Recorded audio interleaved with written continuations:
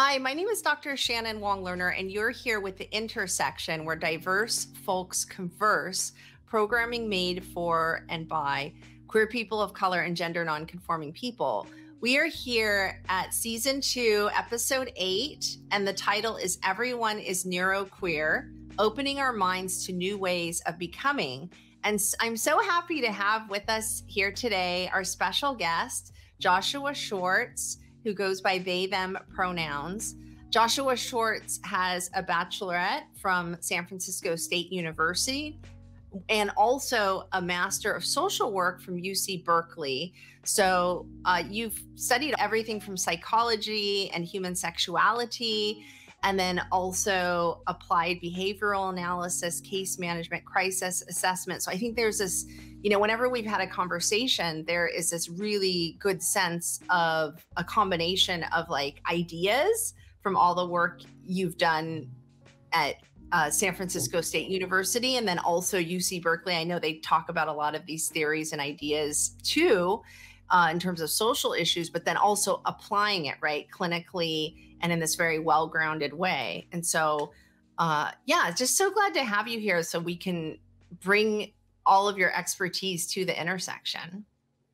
Yeah, thank you so much for having me. It means a lot. Sure. So before we start, let's just talk just kind of briefly and like give, the folks listening an overview of why and how we just came to this show theme. When I think of the intersection, I think like, how can we bring in our lived worlds as queer people of color and gender nonconforming people? That's not just floating around abstractly, but like we're actually living this every day. And to me, this word that I heard first from you, neuroqueer, was something where I was just like, lots of explosions in my mind. Like what? Like this is who I am. This is my experience, but I actually don't even know what this means. And then we had these really great discussions about it where you had said, which is what our title is you believe that everyone is neuroqueer. And you had said this idea of neurotypical doesn't really exist. And heterosexuality as we know it as this very stable, fixed category that if we don't exist within, we're out of this like dominant way of knowing and being. That doesn't exist either. Yeah, definitely. I think it's really important to, just make clear sort of what we're talking about around these ideas, because they're such new ideas, truly. The term neuroqueer, I really should know exactly when it came about, and I don't, but, I know that it's very recent. It is. And I have some definitions here that we could, 10 years, we could talk about. I'm sorry, I talked over you. Yeah, no worries. And I think that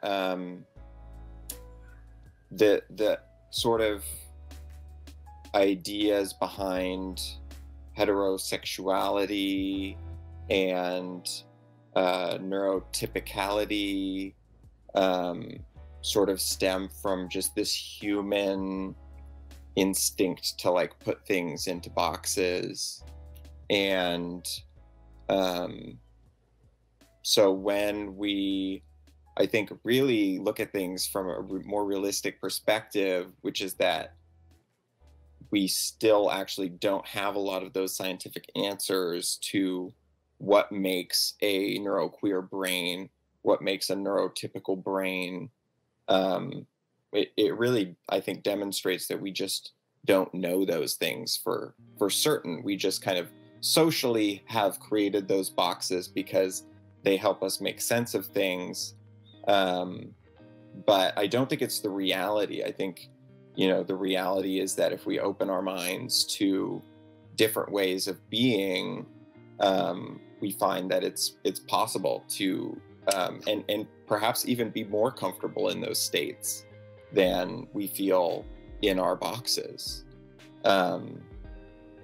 It took me a mental breakdown to sort of come to these identities. And I think that's largely because I needed to break down those boxes in order to open up my mind. I really felt like my mental breakdown was a mental waking up.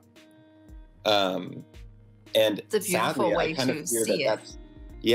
I kind of fear that that's the reality for a lot of people, is that because we've been put into these boxes socially as we've grown, it kind of takes this breaking down at a certain stage in life to open up to new ways of being.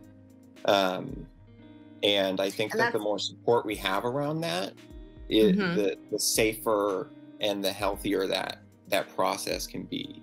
So I think that talking about it is really important. I think in general to have those transitions. You know, as a marginalized person, I feel like I had a very similar experience in graduate school, feeling very alienated, and just also feeling really negative energy. I feel like contributed for me to, with that culture, the culture of graduate school. To just recognizing, like, I think like a part of my breaking down was really going into my feelings and sort of reconnecting with the part of me that intuition that just knows what feels right and what feels wrong. I think that's really where I started when I had that breakdown, was just going back to what feels natural and what doesn't. And anything feeling natural, I just reach out and take, and anything that feels, unnatural, I actively distance myself from and just really trust those intuitions. I think that has really helped me in creating my identity, was all that pressure. But I think it also helped me realize that, like, there's sort of two ways to go about this process, right? And one way is to be pressured and learn the hard way. And the other way is to be supported and have people actually be able to educate you about these things and teach you as you grow and develop, to attain them consciously. So that's why and to not feel othered first, and like you get to a breaking point and now you discover who you are and what feels right because you've bottomed out, right? Yeah. Like one of the big thoughts I've had since this breakdown was just that, like, the education system in our country is not designed to encourage individual development, and that if there was more of an intention and effort in education to really individualize that and be less judgmental, that could just have such a huge impact and ripple effect throughout society. And just the way we educate is just a huge issue in our country. It's very much a bullying, hazing culture, because when I think back of when I was in grad school, being kind of this wide-eyed person, and mind you, when I finished my master's program, I had no break. And I definitely think that contributed to me feeling like I can't do this and feeling like everything was crashing around me. Everything was falling apart all around me. That's kind of was the feeling when I felt like, maybe I was having like a similar thing as you. I'm wondering if we can look at, and I'm not going to read this completely, but I did come up with some definitions of neuroqueerness, and maybe we could look at that. One of them to me is so broad, it's kind of confusing to like know what they're saying, which I think, again, is not a bad thing, because we were talking about this shirt and how this shirt is meant, it's by Christopher Russell. It's meant to represent queerness. Let's not forget about queerness during Pride and think that the rainbow and these identifications that we talk about and orientations and the labels that come with them are these neat, completely separated categories, but that we're always entangled with one another, always. And that's what queerness means. It's a fluid term.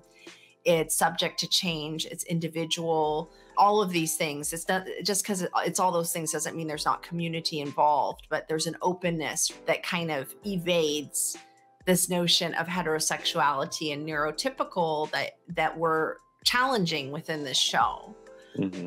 And so the definitions that I came up with, one was a neuroqueer individual is any individual whose identity, selfhood, gender performance, and or neurocognitive style have in some way been shaped by their engagement in practices of neuroqueering, regardless of what gender, sexual orientation, or style of neurocognitive functioning they may have been born with.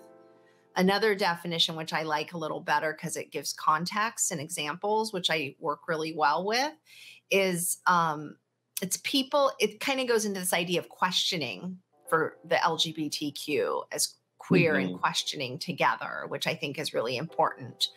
And so it says uncertain about what labels like asexual, non-binary, pansexual, they fall under due to reasons related to neurodiversity. This can encompass mental illness, developmental disabilities, learning disabilities, and all kinds of neurological differences.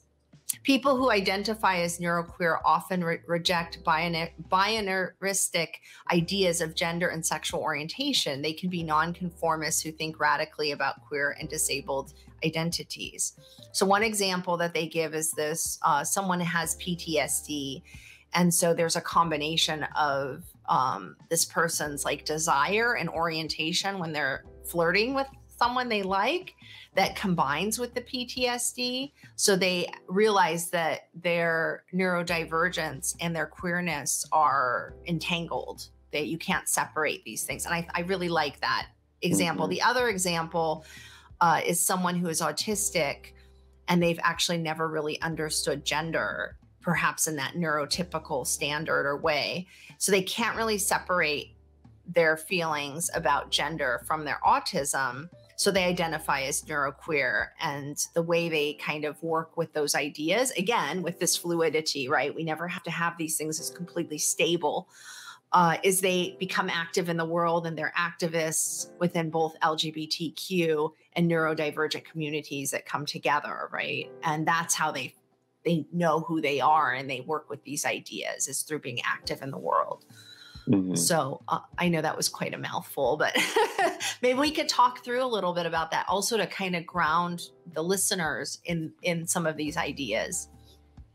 Yeah, definitely. I love these definitions. I think they just provide so much to think about.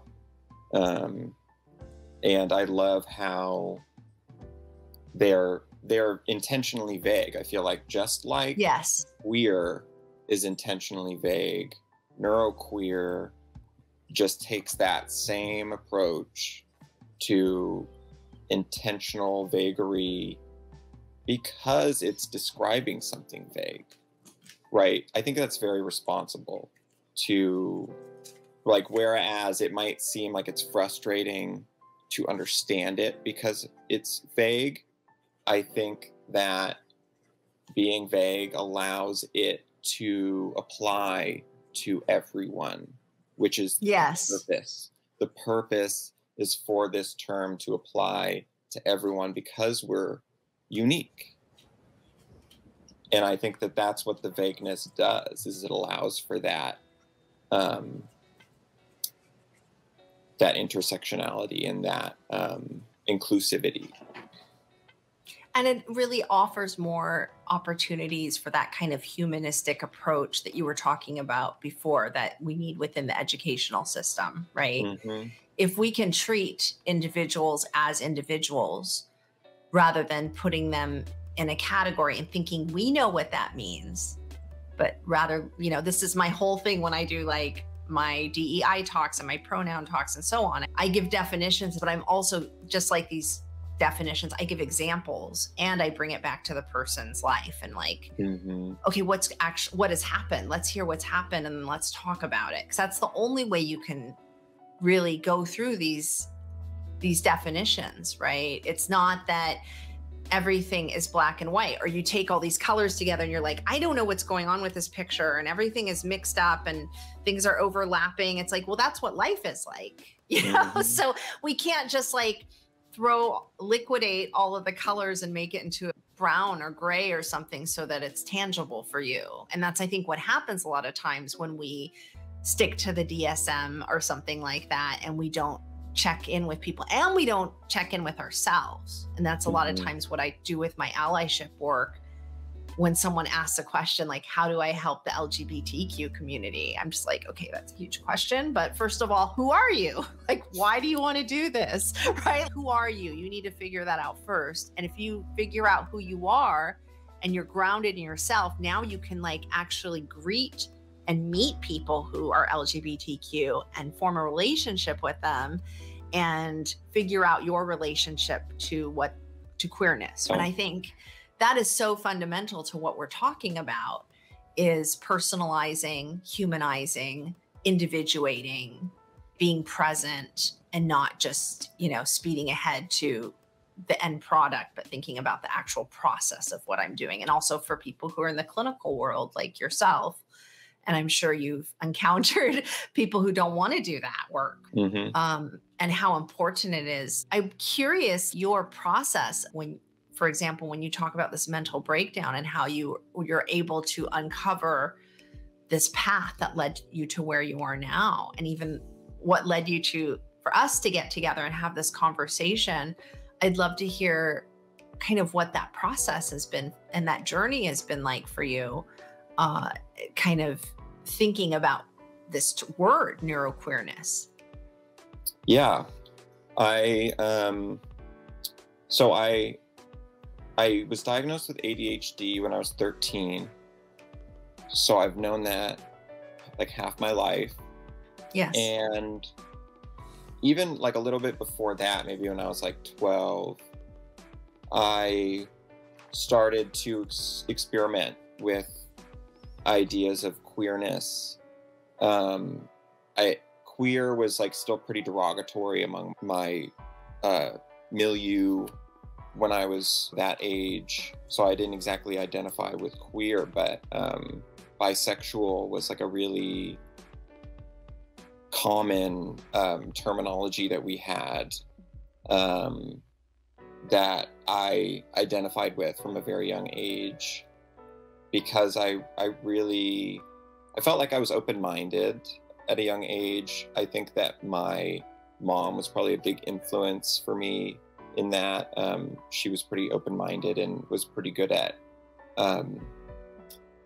talking about those kinds of things in the house, talking about human rights and respecting differences and respecting life. Really allowed me, I think, it was a privilege to have that, I think, to be able to feel comfortable experimenting with this type of stuff, having that open-mindedness. And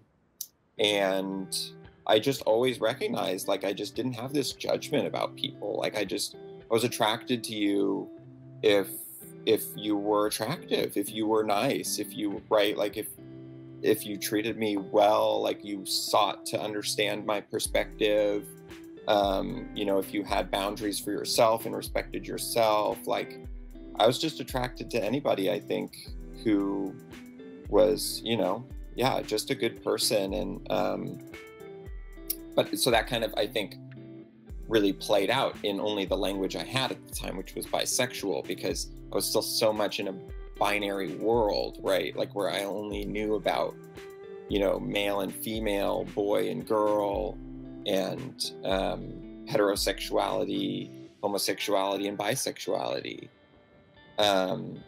And so I think now I understand my sexuality more as like what people would refer to as demisexuality. But I've always sort of, been at heart knowing this about myself. And when I had my mental breakdown, I sort of started to explore those areas first, because I was just trying to make sense of why I was having this experience, because it was out of nowhere. Like, I was working, doing ABA. It was horrible, possibly contributed to my mental breakdown, because of how traumatic the work was.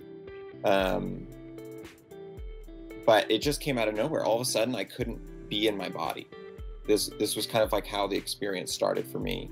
Was I would be at work and working with a kid, playing, and all of a sudden, I just, I'm conscious. I don't black out or anything, but like I'm not as in control in the sense that I just can't. I'm kind of frozen. Like I don't have a lot of energy, and I'm just like not really in my body. And I was just like, holy shit, this is terrible. Sounds like did you just feel really, really exhausted? And like, it sounds like it felt like almost like a version of like an emotional paralysis or something like that.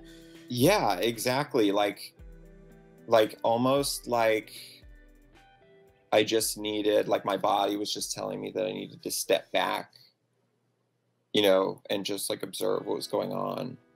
Mm-hmm. And just be like, tell me like that this shit isn't, something needs to change or something, Yeah. Like, just look at this. But it was so confusing. I was like, what am I looking at? What, you know what I mean? Like, give me some more direction than that.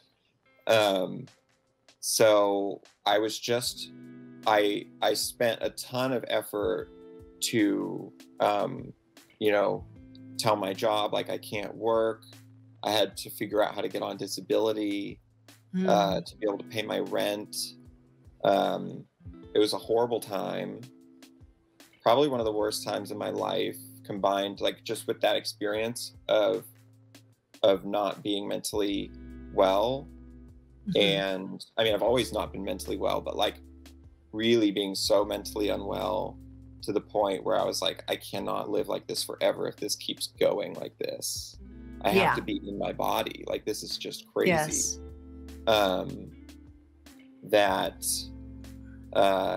It was just really tough, and I was really privileged, and I think the only reason that I made it through was because I had financial support from my mom. Mm-hmm. She really helped me scrape by until I was able to get on disability, which took me like a month and a half to like actually start receiving disability. Like, it was insane to learn the process and see how fucked up it is. I'm just on hold, trying to get hold of practitioners to treat me, like just the amount of barriers were so innumerable. Like, I couldn't even name them all, probably. May I ask a question, or I don't want to interrupt your story? Yeah, no, I just wanted to, I was trying to, this is so a part of my neuroqueerness, is just these circuitous conversations, because I feel like there's just so many details that I feel are necessary to share. Yes. And I don't know, I just felt like naming that because I feel like it's like neuroqueerness is like who we are and what we do. And mm-hmm. So everything that you and I are doing right now throughout this podcast is all neuroqueer. It's all demonstrating neuroqueerness. And I think it's just so important to name in order to bring that into the definition of neuroqueerness. It's all the things that we do and how we do them. I think that's really right. And so that's just a part of my neuroqueerness, right? My unique definition of it, and some people have that as well. I'm not the only one. But it might look slightly different, right? And that's what's so beautiful about neuroqueer, is like even the similarities can be different, in small ways, and that's kind of what I like about it, and what I would like to share with the world is just like, just be okay with things being complex, being complicated, mm-hmm. having dichotomies. I don't think a lot of us haven't been trained to do that, though. Exactly. It almost like hurts people's brains, or based on the way we perform socially and our identities and so on, and how we fit within these institutions. Like when I heard you say that your mental breakdown was a kind of a starting place for you, that makes a lot of sense to me, actually, because I feel in my core, and this is something I've been just going through recently, you know, with realizing that I definitely am gender nonconforming and with my gender fluidity, is working so hard all my life to fit within these heteronormative high performance within the, you know, the spaces I chose to take up, because I was trying to prove myself to everyone around me. So there was a lot of performance, just like they talk about with the definition of neuroqueer. There was a lot of performance going on until whatever that core self was, just that was part of when I have had difficulties. It was like, I can't perform like this anymore. This isn't sustainable. This isn't what, like, if you want to say soul or whatever, like, this isn't what the core of who I am does not want to do this. This is it. Right. And you can almost think of it in terms of like an addictive pattern, because for me, I had to like try to get further and further up and like accomplish more and get more degrees. And then, you know, I mean, you see my ridiculous you know, degree, like there's more up on the top too. So, but like, I felt like if I did that, I would show up in the world as myself. Now I would be shown up. I would show up. I would be loved in the way I needed to be loved. I would be validated. People would be nice to me. I would feel normal. I wouldn't feel awkward anymore. And I could just like step out in the world and like all my steps would feel in place. I wouldn't feel like I was constantly like having vertigo or thrown off or really sensitive or, you know, bullied or all the things that I went through when I was figuring this out. And so I do think that it gets to the point where that kind, if you want to just say that bullshit that you've been like maneuvering and trying to be, that all the artifices, you know, the performances. And so when people sometimes, like when people talk about dissociation, which is something I talk about a lot right now in my social media and my different service work and programs and things I do, and gender dysphoria, which I know is kind of a loaded term. When we talk about these things, they're not necessarily negative things. They're indicators that something isn't right. That's why I have a lot of problems when people talk about empaths and things like that, and they romanticize it, kind of like how my professor had romanticized my ADHD when I was in pretty much a complete crisis mode, but was just starting to figure it out. It's like, okay, you're skipping a lot of steps here because you're ignoring my trauma. You're ignoring the fact that, like, you know, I'm barely hanging on here, right? I don't feel like I belong. I don't know who I am. I mean, all these things, right? Yeah. So, you know, because and just for, I'm sure people know what it means, but when we hear the word empath, there is, I believe, this very much this toxic positivity and involved, and it's kind of detached from like, why are people very sensitive and kind of know what other people almost are thinking or feeling in a sense just by observing them? It's because we've been trained to do that for survival, right? We've been put in situations that were either there was a huge power difference and we felt like we had absolutely no power or sense of self. And so we had to gauge, almost like a dog does when the dog comes in a room and like looks around. It's like, where should I be in this room that's safe and that's good for me and that will fit in with this human, right? I kind of have felt like that dog a lot of my life. You know, it's like, how am I going to fit in this situation? How can I read the room? And so,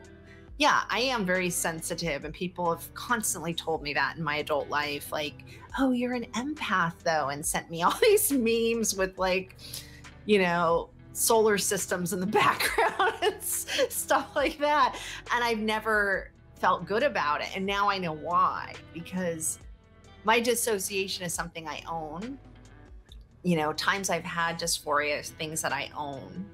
It's part of who I am, but I am not going to like take flight with that and ignore what it means. It's not, this is a trauma-based reaction, right?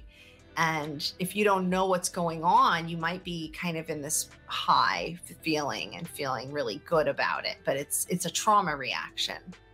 It's not a, and I think that's kind of what I wanted to ask you about, is your experience of that that mental breakdown, or we can move on from that if you want to talk about something else.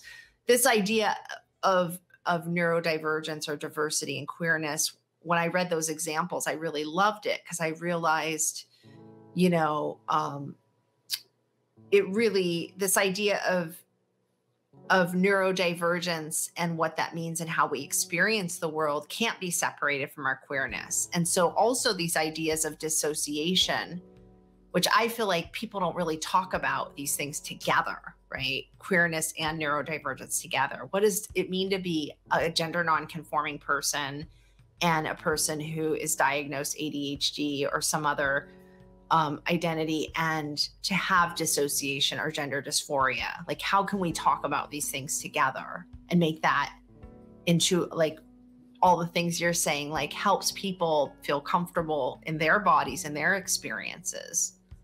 Yeah. I think that, like, the common denominator is our brains, right? Mm-hmm. Like, I think ultimately it's us. Like, I mean, you can say that we have other aspects of who we are, you know, our soul, if that's something that you believe in, our spirit. I'm a spiritual person myself. I believe that there's more than just the brain, but I do feel that our brains dictate a lot of our being. And that is our sexual identity and our understanding of gender, right? Our brains, I think, are what allows us to understand those things the way that we do. And so I think that viewing the brain as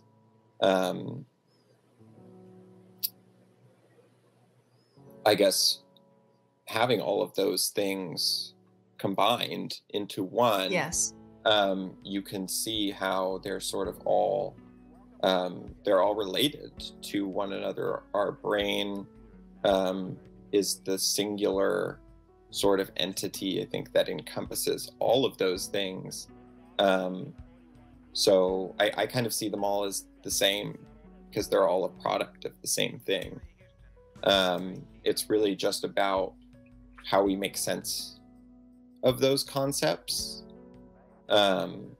because they're really social constructions, right? They are just concepts.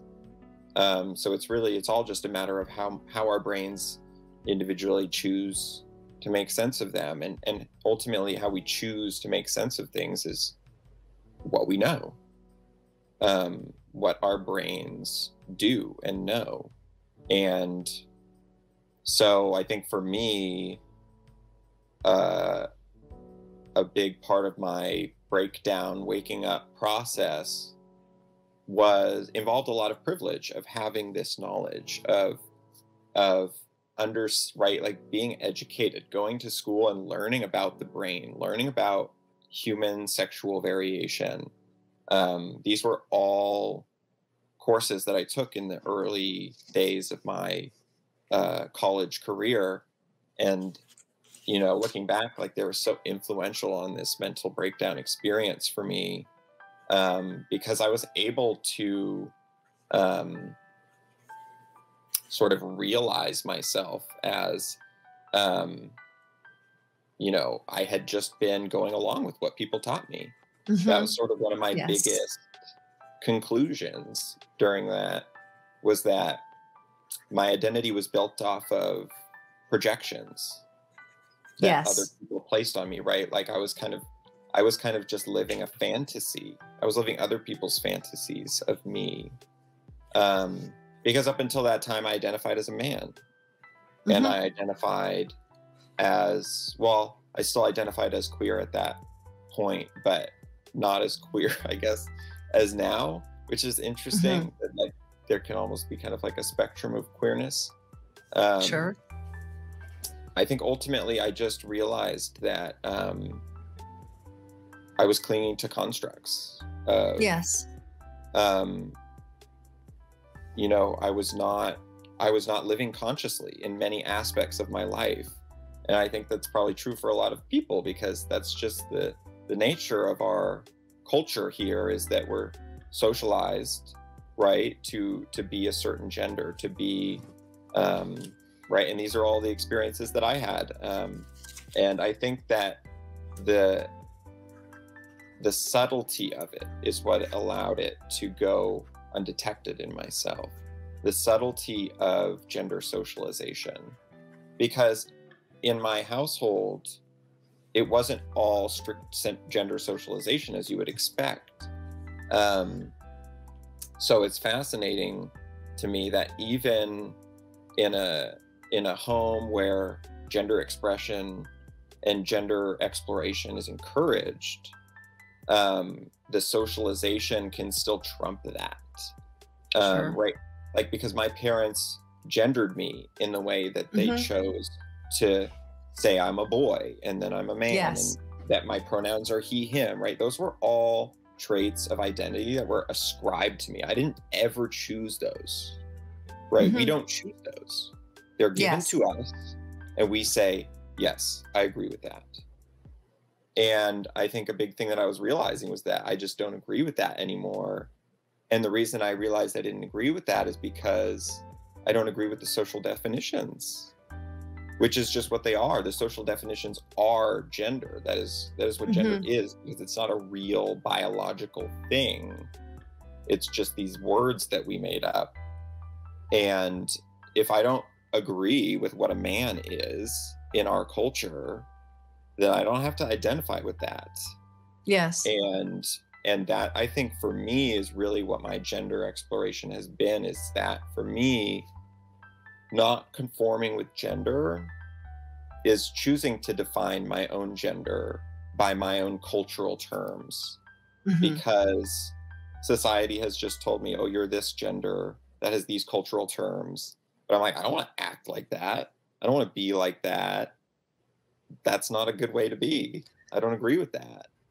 But I also think, like, you know, this is something we've been taught is, you know, especially if we're talking about neuroqueerness, is these are labels or these are diagnoses that were given to us, right? We can talk about that. And what if we thought of these things as a starting point and then figure out what it means to you? And then, you know, how can we give folks that agency to do that? And I think a lot of times, like, especially with parents or so on, like family, there's that intergenerational aspect, is that they're striving for us to be successful. And in order to be successful, in order to be happy, you have to fit, and people have to be able to recognize you. But what if most people don't recognize you because they're not taking the time to get to know you, because they haven't gotten the time to know themselves outside of these social constructs that you're talking about? I am really curious about that, this idea that, and we've heard this with cancer research and treatments, is that we have to individuate the treatments. We can't just say, like, you're at this stage, so now you're going to get this much chemo or something like that. Is now they're learning you really have to individuate those treatments for them to be successful. And to me, that is kind of, when I hear that about anything, I'm just sort of like, that's groundbreaking to me. That's like a bonehead type moment where it's like, of course you have to do that, right? Because everyone is different. So, you know, this thing that we're talking about, and the thing that you had mentioned two things that I think brought the show together and that you're talking about now, is that every brain is different. And if every brain is different, then there is no neurotypical, because that is to assume that there is a standard that we all fit into, where there's always going to be divergence from that. And then you had also said this other thing, which I'm going to tell you, in high school, I had heard a teacher say this, which still sticks to me. You had said everyone has the ability to open their mind to experience sexual feelings with any human being. And so then that would mean, if that's true, then it opens up, like you said, queerness exists on a spectrum, that no one is truly heterosexual, right? The thing that my teacher had said, I've mentioned it on this show before, is that because I think I had written an article about universal bisexuality for the school newspaper that they had slashed, and they ended up I had it universal because I had read Freud and Jung, and I was like, this is so cool, this is who I am, and I got really excited, and they slashed it, everything about universal bisexuality. They ended up calling the article "Why Gays Shouldn't Be Bashed." That was the article title, because if you talk about gay people, the only way that it could be okay is if they're potentially going to get killed, you know. So yeah, I had a small little part about that in there, and they like rewrote it, and that was the article. But anyway, so I was complaining about that in the math class, and the teacher said, well, everyone at one point in their lives has been attracted to both sexes. Now, hopefully they would say, you know, more than one, but he said both at the time. And I remember just feeling very validated in that moment. And I also remember hearing in the room, everyone was like, you know, like everyone kind of gasped. Like, is that true? I thought I thought I knew who I was. Yeah, I'm gay too. Now everyone's gay in this room, you know, including our teacher, clearly. Maybe we can talk a little bit about that. And we can also talk about it in terms of preventing things like this, these traumatic events, for those of us who really want to be on that journey of discovering who we are and being who we are, and not living this secret life, whether we know it or not. Because I do feel like I did that for a lot of my adult life. If we were treated from day one that every brain is different, that we can all open our mind to different sexual feelings and to different gender identifications. If we knew that potential existed from day one and people treated us like that, how would it open up how would it open up the way we relate to each other, and also the way we come to know ourselves? Yeah, I feel like what's really lacking with education and parenting is helping individuals understand their own experience. I think that everybody's so detached from everybody else because we're our own selves, right? Everybody's like a lot of people have put it throughout my life, everybody is the main character in their own movie. You know what I mean? We all have our egos. And so everybody who's educating, everybody who's parenting, we're coming from our own perspectives, always. And so I think that the really most basic important thing to say here and to teach here is that how can we teach others to understand their own experiences, both so that we are seeking to understand their experience so that we can better interact with them and support them, and also so that they can learn as they develop and become adults to continue that self-exploration, you know, in a safe and known way. I think that the reason I became a therapist is because I didn't have this growing up, right? In my house, in my schools, I never had enough people just seeking to understand me, just seeking to help me understand myself. That's just not the way people are taught to raise kids, to teach kids. It's true. Yeah.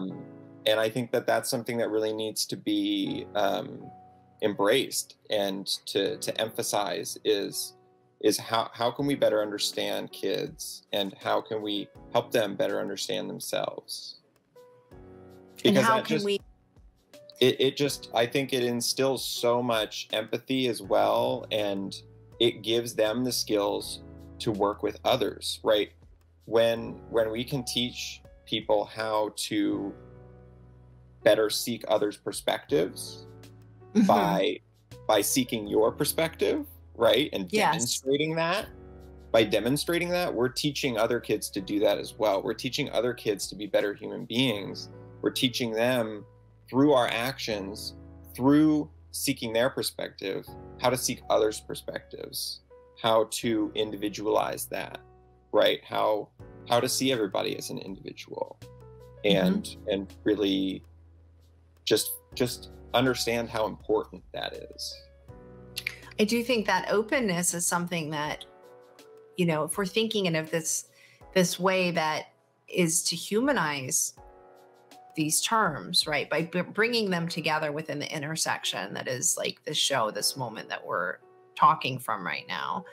If we think about that, then we can really reconfigure this idea of what it means to be human, like all these basic things, what it means to have voice, and what it means to have relationships with other people, you know, and opening up the categorizations that, like I said, some have helped us and given us visibility, but it shouldn't be at the cost of others losing that, right?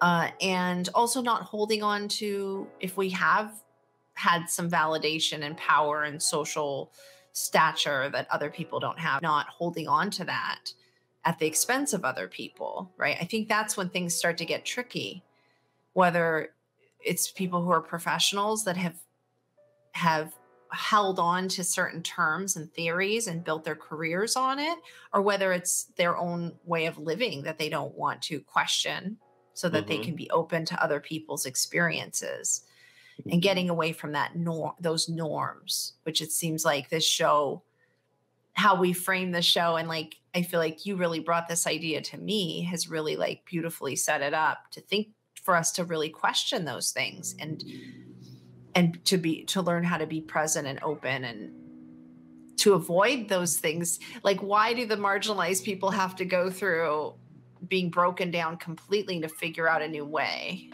And then now the labor is on us to do that, right? Without support, and we had to go through that in the first place. I was talking about this with the guest that's going to appear the month after. We were talking about Black women, non-binary people, Black trans women, and allies in the remote working world, and how a lot of times the very people who have been traumatized within the company that they are in, and then it comes out publicly that there's been this bad treatment, now those are the people that are being asked to fix the problem. And so it's like, why is it because it's happening to us because we're the proof? It's like, no, like you're involved too. So I think that's kind of what we're talking about here. Like, let's not put the onus and the suffering, continue that cycle. Let's make everyone responsible for this. That's a hard task, but I hope we get closer to that. Maybe this conversation has helped us get a little closer to that for the people who are listening. I know that people are going to want to hear this. People want to know what it means so that they can connect better to people who identify as both of these things, maybe, and they don't know that they're experience that go together. And so they can understand themselves too, if they're allies. How do you suggest people do that? Like, what is your suggestion as a therapist now? How would you suggest that people do that? And thinking about this from someone who falls within the categorization potentially of neuroqueer, but also allies, because I feel like we're all in it together. You know, if we're questioning the categorizations the way we are in this show, we're all in it together. This has to do with all of us. Yeah. And so what are things that people can do to contribute to this humanizing of people, and in a practice, like in an everyday way? That's a great question. We could even think of it maybe in terms of a mindset, which I know we've been talking about this whole show, but I would love to hear maybe your perspective of that. Like, even if someone opening up their mind, how can that happen? How can that start to happen? Yeah, I think I generally encourage everyone to consider if you could be anything. I mean, I think that opening your mind is really giving yourself permission to try on different hats, so to speak. it's, I think, really to question this idea that we know ourselves, Hmm. right? To question So this then idea. we know other people too, right? We know you. It's like if I know Exactly. me, then I know you. It's like, well, do you know me? I don't think you don't do yet, right? Yeah. I think it wouldn't hurt if everybody in the Mhm. world asked themselves, could I be autistic? Yes. Because there are so many autistic people out there who do not know that they are autistic. Hmm. Um, and I think that's simply because we don't know enough. Hmm. And so I think that that's what I try to encourage in people is just maybe don't be so sure that you know everything, Hmm. and really just question these things that we tend to take for granted about gender socialization and sexual orientation socialization, um, and think about, hey, maybe do certain things that I conform to make me uncomfortable? Am Hmm. I am I living a way that perhaps is uncomfortable that I'm not aware of? Um, these are the types of questions that I encourage people to ask themselves, just to not only for themselves, maybe learn something about themselves, but just to experience a little bit of, um, learning. Like this is an Yes. opportunity to learn about these types of things, even if you decide, oh, I'm not autistic. You learned Hmm. probably a lot about autism in Yes. trying to understand if you are autistic. And that's a great thing as well. And I think I like the idea too. I'm going to add to that is like learning. Yes, it's about learning and to also question what we think learning is. Learning isn't holding on to something and like Hmm. tightly and being like, I know this thing. So it's not knowing, it's actually not knowing something. So it's creating a space and opening up to learn something new, Yeah, right? I think it's freeing. I think if when we can get past the uncomfortable, Hmm. it can be, yeah, almost pleasurable to Yeah, and that goes back to have that open neuroqueerness. mind. Yeah. Could I always ask the guests at the very end what their takeaway is? And also, if you want people to be in touch with you, what is a good way to do that? Um, I think what I took away from this was that there is just so much to um, to explore with neuroqueerness, that it's, yeah, I think it just really demonstrates that it's kind of this process. Hmm. Neuroqueerness is this process, this, um, like, one of the authors of that term, uh, Yes. has this really great quote, if I could share it, about neuroqueerness, um, which is that to be neuroqueer is to be idealizing, desiring, sidling.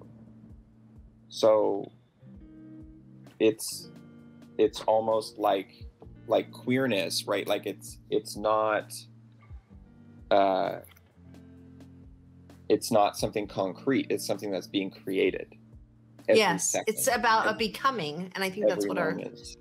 our title is, right? Yeah. So it Exactly. is rather than being, which is to me a privileged term.